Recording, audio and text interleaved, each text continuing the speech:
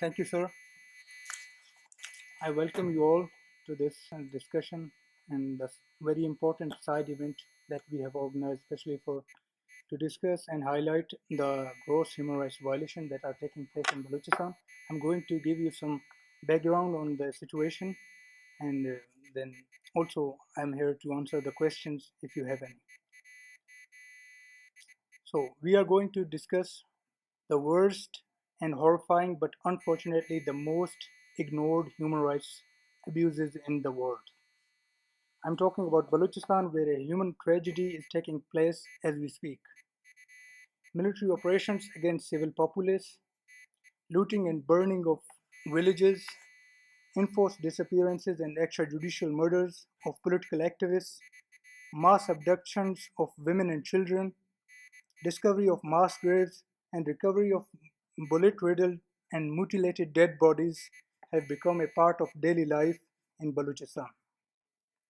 Since the January this year, more than 300 Baloch civilians, most of them women and children, have been abducted during military operations across Balochistan. These military operations are conducted on a simple strategy: kill and destroy whatever living thing is seen within the scope of the operation. Villages are attacked with massive military force, including artillery from ground and gunship helicopters from the air. Houses are looted and burned down. People may wonder why would a country or government does this all to the people they consider their own. The answer is simple. Balochistan is not a legitimate part of Pakistan.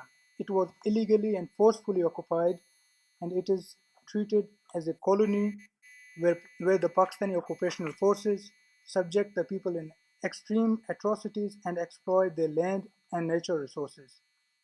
An estimated 20,000 people have gone missing after being abducted by the Pakistani forces. The victims of enforced disappearances are mostly Baloch political activists, students, lawyers, intellectuals, and basically the educated class of the Baloch nation. Educated class becomes the primary victim because it is the most aware of its situation and the most active to change the fate of an oppressed nation. More than 9,000 of the Baloch forcefully disappeared persons have turned up dead as bullet-riddled and mutilated dead bodies on roadsides, deserted places, and in many cases in mass graves. The exact number of disappearances and extrajudicial murders could be much higher, as no human rights organization and media person is allowed to independently visit Balochistan and to report the situation on ground.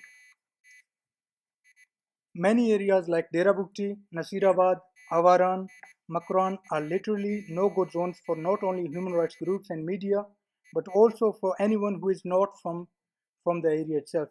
So it is nearly impossible for anyone except the locals to go there.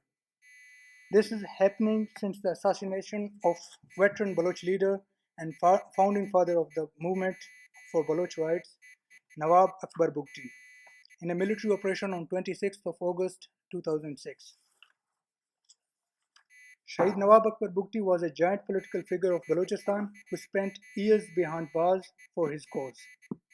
He also held top government posts such as CMship and governorship to realize his vision for a prosperous Baloch nation and Balochistan. But the oppressive Pakistani regimes never allowed the genuine leadership to govern and develop their nation. He gave up his life struggling against the military dictatorship for the future of his people. Every Baloch is now politically armed with the political and democratic ideology of Shahid Nawab Akbar Bugti against occupational and oppressive Pakistani state. This has resulted in barbaric use of force by the Pakistani military to crush the aspirations of Baloch masses.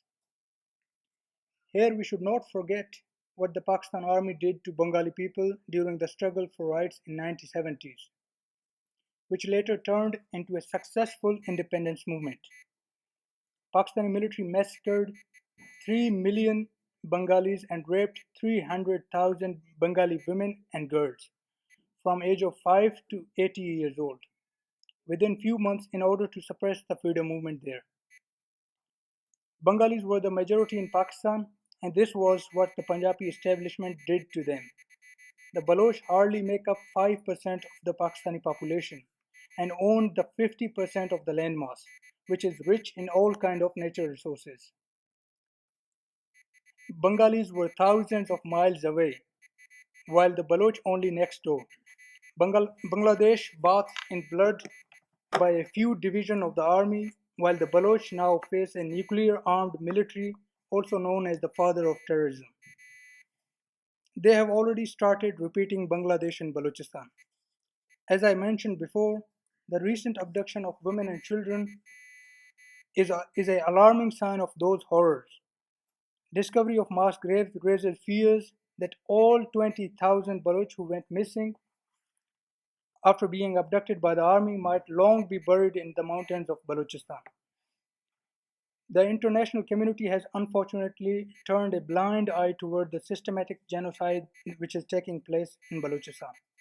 Some countries, for example China, has joined hand with the Pakistani state to exploit the land and natural resources and sea of Balochistan. Pakistan and China have officially become crime partner in Baloch genocide in the name of so-called China-Pakistan Economic Corridor, which connects China's landlocked region to Middle East via Balochistan's deep seaport in Gwadar. The $46 billion projects which have strengthened Pakistani army more than ever before, and the opposition to the exploitative projects by the Baloch masses has given a new pretext and excuse to the army to intensify the ongoing genocide and the military operations across Balochistan. Religious extremism is another tool that Pakistan uses against the Baloch, which are secular by nature, and to counter their ongoing liberation movement and the movement for rights. Pakistan is world famous for its role as mother of terrorism and double standards in war on terror in Afghanistan. Not only neighboring India and Afghanistan are the victims of Pakistani state-sponsored terrorism, but terrorist attacks around the world are linked to the Pakistan one way or another. The world has long ignored our sufferings and has kept which could be called criminal silence. We demand that the United Nations and the international community to wake up and play their role in controlling the devil before it eats not only the entire Baloch nation, but also wreak havoc all over the world. Wake up before it's too late. Thank you.